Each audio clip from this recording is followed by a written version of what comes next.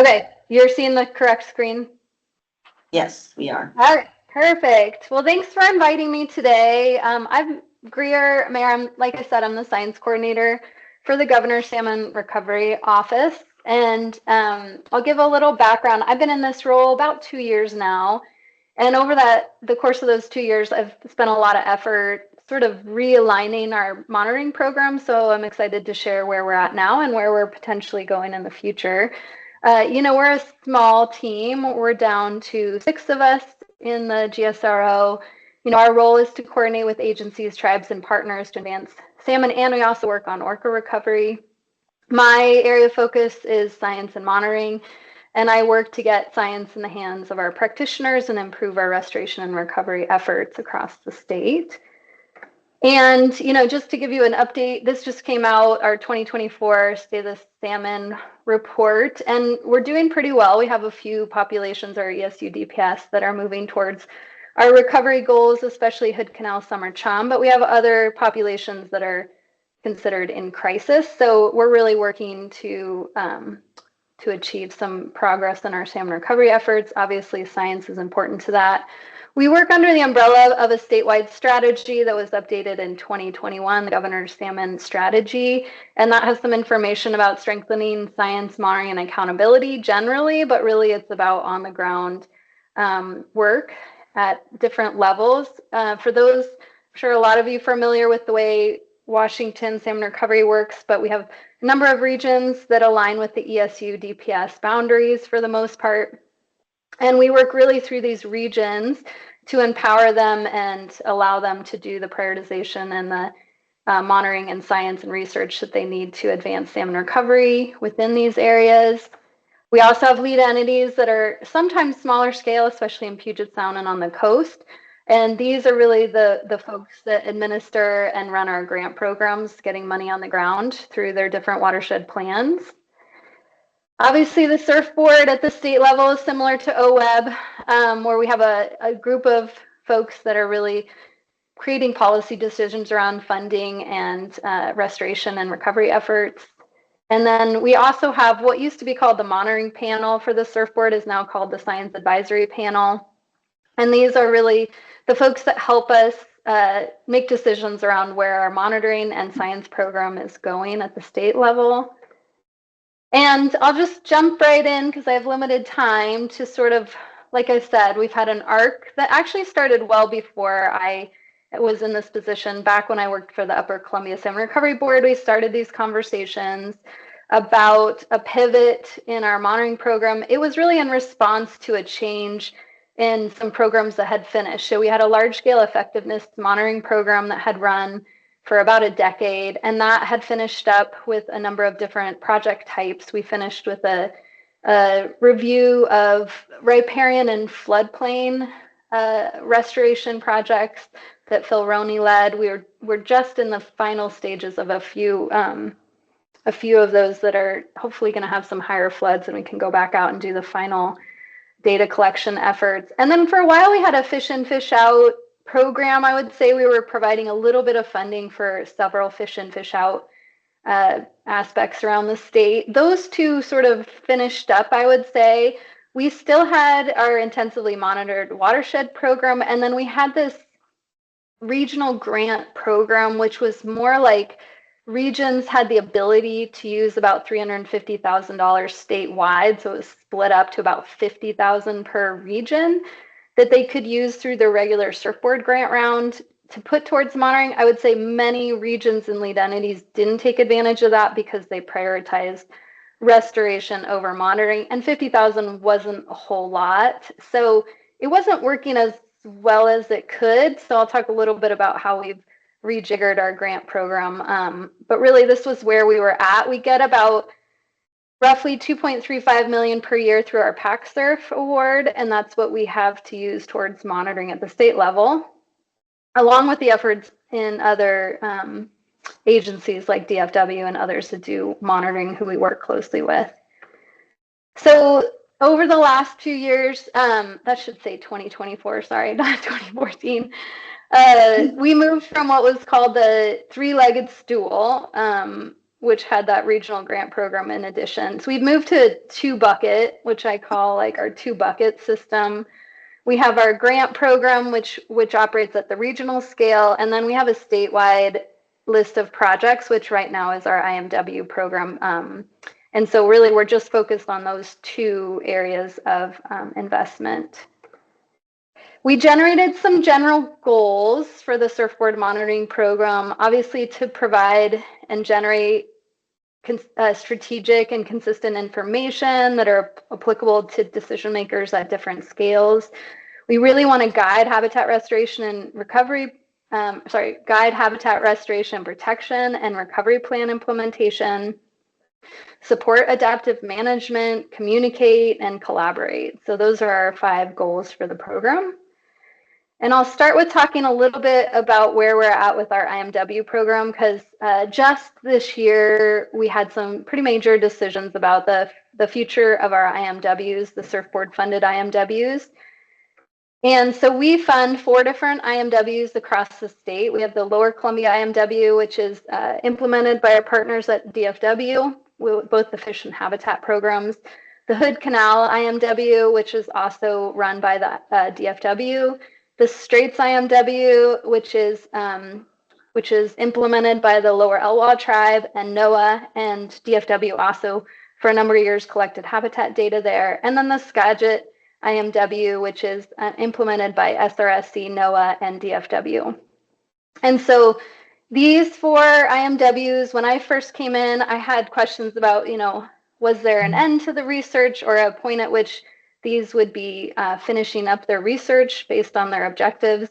And so we went through a number of different meetings with the surfboard and conversation, working closely with our partners to figure out when would be a good year to end funding for these and wrap up the analysis to come up with some concrete lessons learned and results from the research that's been going on for 20 to 30 years in most cases. So at the end of those conversations, and based on when restoration occurred and when they believed they would have enough data to have some results that could be statistically significant, we are going to end funding for the Lower Columbia IMW in 2032. Hood Canal and Straits will be finished in 2028. So the last year of data collection will likely be either fall 27 or spring 28, based on the last years of small out migration that would have been responding to the restoration that occurred. And then Skagit IMW has a much longer time frame because of some major restoration efforts that are going on in the next few years.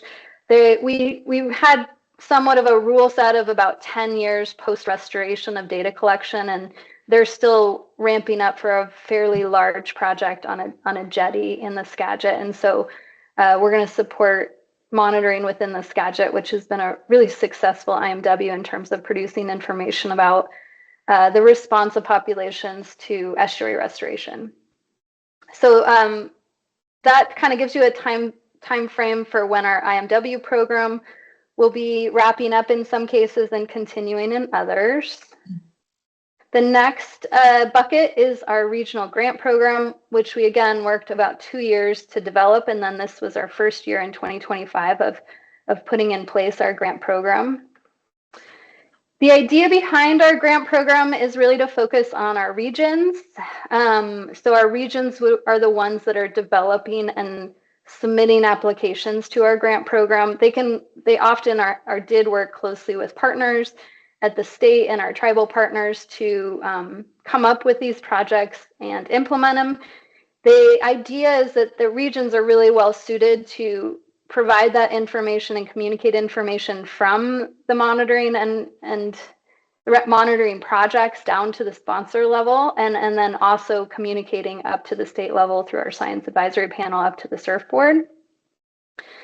And this is what we came up with our focus. This was really based around what type of monitoring information do we need through this grant program, or do we want to produce through this grant program? And the idea is to really, like I said, support decision making on restoration and recovery. So we developed this framework where you're setting your recovery goals, your population goals. You then assess survival bottlenecks. So where are we seeing factors in mortality. We identify those limiting factors, whether they're specifically within the system or a agent of mortality that you're trying to identify. You generate potential restoration projects to address those limiting factors or other recovery actions if they're not tied to restoration. It could be a management action. You prioritize those, design them, implement them, and then you monitor results, so effectiveness monitoring, and then you communicate. And then through adaptive management, you kind of start back over. And so those ones in oranges are the ones that we really wanted to focus on because they are tied to monitoring information. So these became our strategic priorities for the next few grant rounds. We're looking at life stage bottlenecks, limiting factors, and project effectiveness. So these were the three sort of target areas we put out with our RFP for the grant round, both this year and in our next one in 2027. Other things to know about our grant program. So it's biennial grant program. It's opposite what we have called the targeted solicitation, which is a large restoration solicitation. Just in the interest of not weighing down our regions too heavily in any given year, we made it opposite our targeted solicitation through the SURF board. Like I said, applicants must be the regions or they're working closely with others that submit an application on their behalf. We have put a cap of $300,000 per project. And we also said regions cannot submit more than 2. And this was to ensure that money got spread around as much as possible and there was equal opportunity. Each region has its own process for selecting projects.